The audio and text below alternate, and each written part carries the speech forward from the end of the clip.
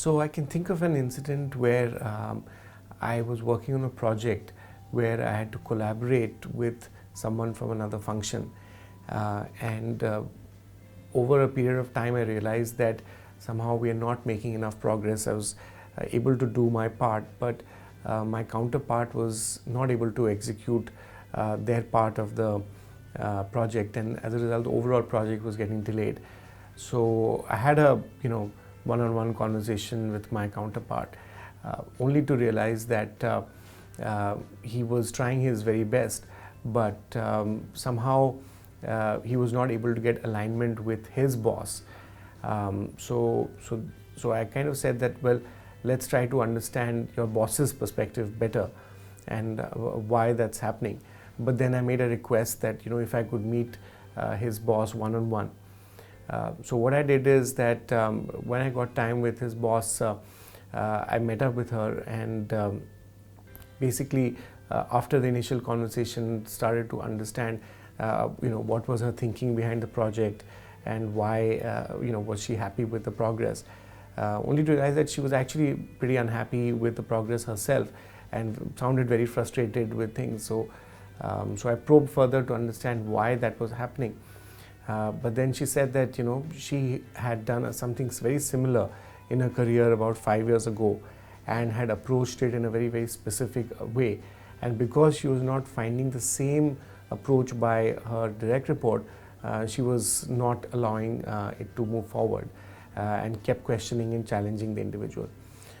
To that, I actually tried to understand why she's approaching it that way, because every person has a different psychology, different agenda. So if you try to force fit your own perspective into the other individual, it doesn't work. So I basically explained to her that we all are built in a different way.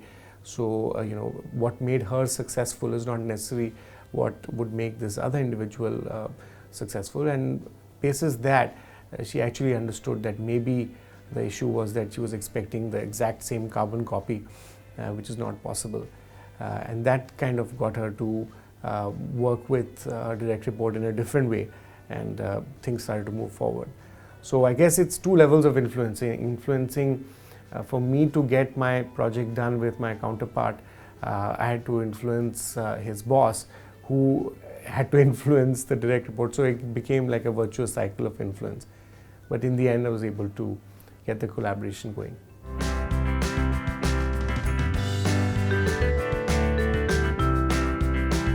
Coaching and mentoring is a passion for me, by the way. Done it many times and I've enjoyed it.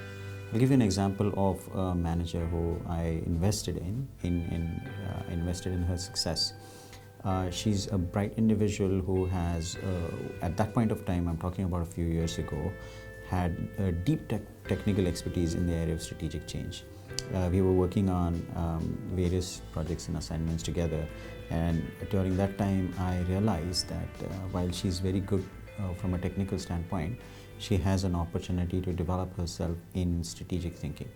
Give you an example, we were working on a large global engagement.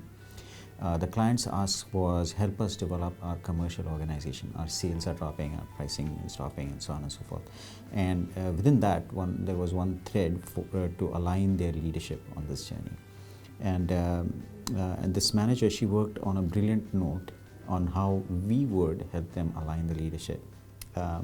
And then it was technically a great proposal, but what was missing in there is how would the client be able to do this sustainably, because this was a global rollout, a large program needed to touch multiple functions in multiple geographies and locations and so on and so forth. So how does this become sustainable such that the client is able to do it by themselves as well after we have done our bit? And so I had to play a role of a mentor and ask Socratic questions to help her think about that angle as well, and do it on an ongoing basis so that she was able to develop that strategic thinking capability. Playing the role of a coach is difficult, especially asking Socratic questions and not giving away the answers. But it was a good experience of having done that.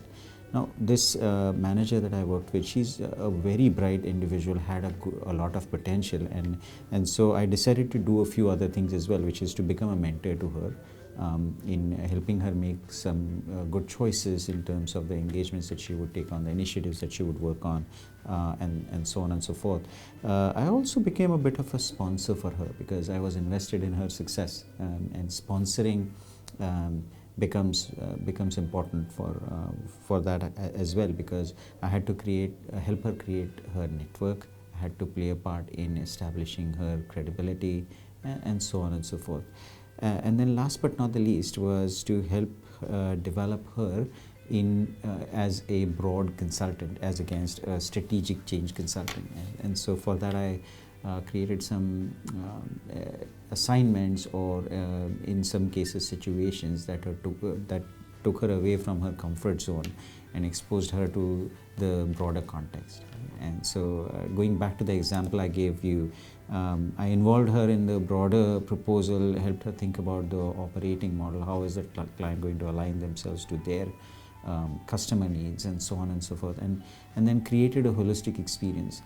As I look back, I feel very proud that I invested in her, because she's now a wildly successful senior manager, well on her way to becoming a partner. And to me personally, it's been a very fulfilling experience.